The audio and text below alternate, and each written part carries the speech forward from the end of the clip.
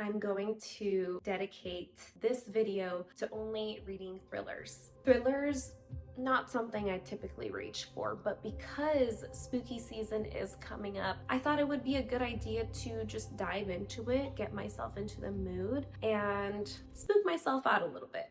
I have already started The Housemaid. The Housewife? No, The Housemaid. I've already started The Housemaid by Freida McFadden, and now I am in the second book, The Housemaid's Secret. The first book, I rated it as 3.75 to 4 stars. I thought it was well written, good pace, although at the end, I don't know, when I finished the book, it didn't leave me pondering it over, you know? The only thriller book that I've read so far is Verity by Colleen Hoover. Is that even considered thriller? But that book, you know, if you've read that book, you're pondering at the end of it. When you close it, you're like, am I team manuscript? Am I like, you know, I want to have that type of feeling when I'm reading thrillers. So that is exactly what I'm searching for in this video. I want to be left pondering, okay? So we're still working on that.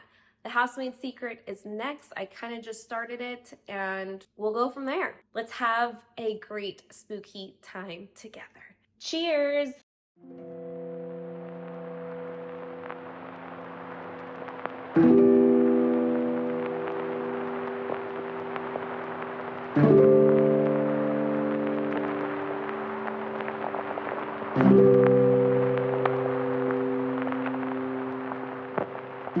I have reached 47% into The Handmaid's Secret. There's so many parts in this book where I was just like, mind your own business, just mind your own business. But of course, thriller books, like, it's likely that they're not going to mind their own business, especially with this particular character. That's not like the biggest takeaway that I've had with this book so far. It's like, since she's not minding her own business and she clearly wants to help people, that's like her thing. She really loves to help people. Like, if anyone is in danger, she wants to help them. But I feel like she should be thinking things more thoroughly. She doesn't put some certain things together that end up putting her and other people at risk. The character from the original Housemaid book, I really liked her with where she was at in life in that book. But then we went to this book, and for some reason, I'm having kind of like a disconnection with her. Like, I was rooting for her in the first book, but then now I'm just like, okay, you're on your own now. You need to help yourself. Think a little bit more, you know? Maybe that's just me. I'm still 47% in, so I will update you when I finish the book. Well, I finished it.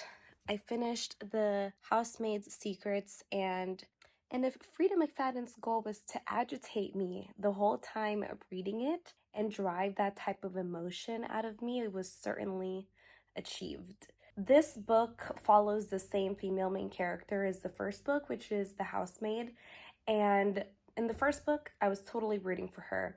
I really admired her character and her need to want to save and help people.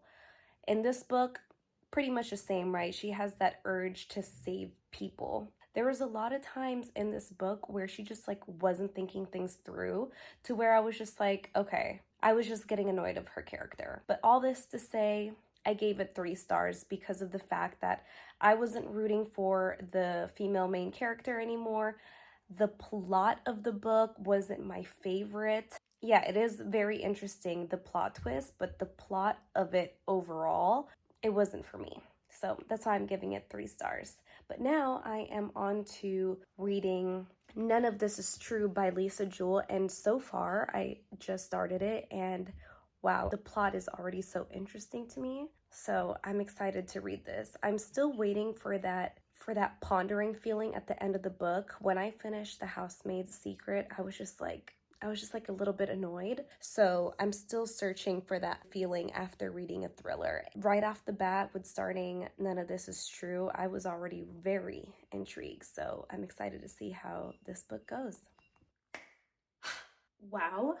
Well, I'm reading None of This Is True by Lisa Jewell. And oh my goodness, I could just tell that this is going to be such a great read because, well, I'm 50% in, and I'm telling you right now, it's already such a great read. If you are that type of person who enjoys listening to true crime podcasts or following along true crime documentaries, this book is for you, because quite literally the premise of the book is following like a true crime documentary on Netflix. We are following two female main characters. They both have the same birthday, and they meet in the pub where they're both celebrating their birthdays. They see each other in the bathroom, they greet each other, they're like, happy birthday, today's my birthday too. And then they find out that they both turned 45 that day. So they're like, oh my gosh, what a coincidence. So one of the 45-year-olds, her name is Alex. She is a successful podcaster. She features other successful women in her podcast, so like people who get over certain illnesses from being broke. So she really covers a lot of like triumphant women. On the other hand, Josie is the other 45-year-old. She got married really young, and she also had kids very young. So she feels like a lot of her life was devoted towards motherhood. The characters in this story is just so, it's crazy. Like it's a psychological thriller. Like, I don't know what else to tell you, but it's kind of creepy. No, not kind of. It's very creepy. Like, I actually had a dream about it last night, and I woke up like thinking someone was trying to kill my fiance, and I was like, So the premise of the Netflix documentary is surrounding the murders that involves Alex's podcast, and we don't know who died, we don't know how it happened. It's just, you just have to read it. I haven't even finished the book, but I just know, like, when I do finish this book, I'm gonna start by saying, you have to read this book, you know? So I'll just get back to you on that.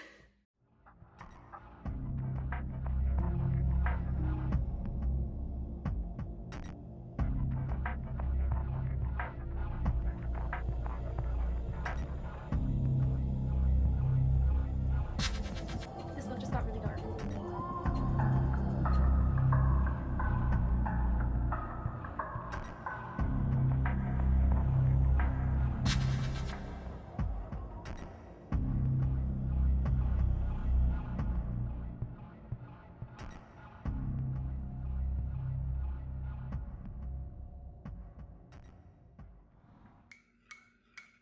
Well, you have to read this book. You just have to. Immediately, like as I was, I think 60 or 70% into the book, I dropped my eye. Oh man, I slept pretty late last night. But as I finished the book, or as I was finishing the book, at 60%, I texted my friends. I was like, you guys absolutely need to be reading this book. Remember when I told you I wanted to ponder after reading something? That's the exact feeling that I got. Now, I know not a lot of people want to ponder, like people want to know what truly happened. They want to have a closed loop in the story. Just gonna tell you now, this book is not one of those. Like, it's gonna leave you having a question in your mind.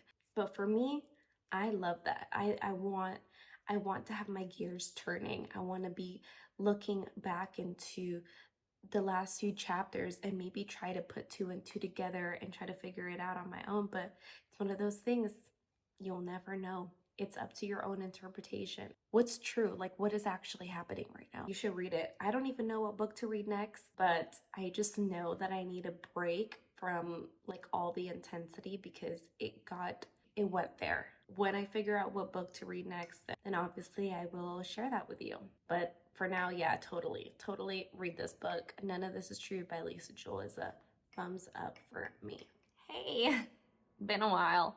You can't tell, but I have taken a palate cleanse from thrillers, and I read a different type of book, but now I'm back and I forgot to update you about it. I'm reading Local Woman Missing by Mary Kubica, and I'm over 50% into this book. And so far, I think I'm liking it. And there's two timelines, present and from 11 years ago.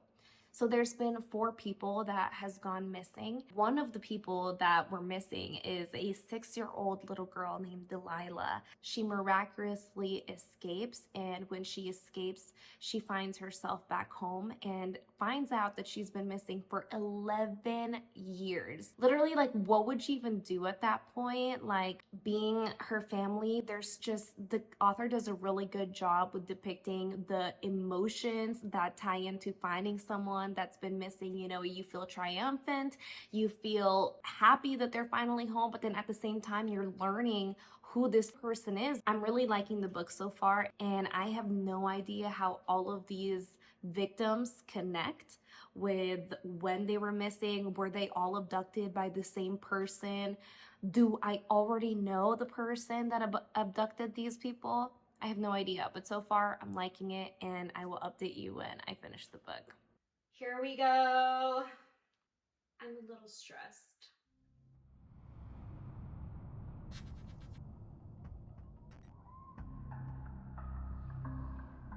What? Things just keep happening, and I'm like, what is this? What is this happening for? I'm liking it, but wow. Just when you think you're almost done.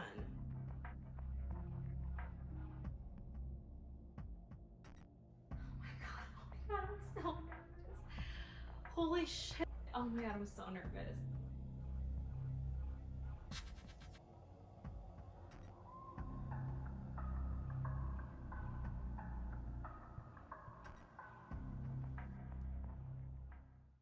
Wow. Brilliant. Brilliant. Brilliant. To me, this gets 5 stars. You need to read it. You need to read it. Did you just see my roller coaster of emotions for those last few chapters? Read it. I don't think I want to continue this series. I think I'm going to end it here.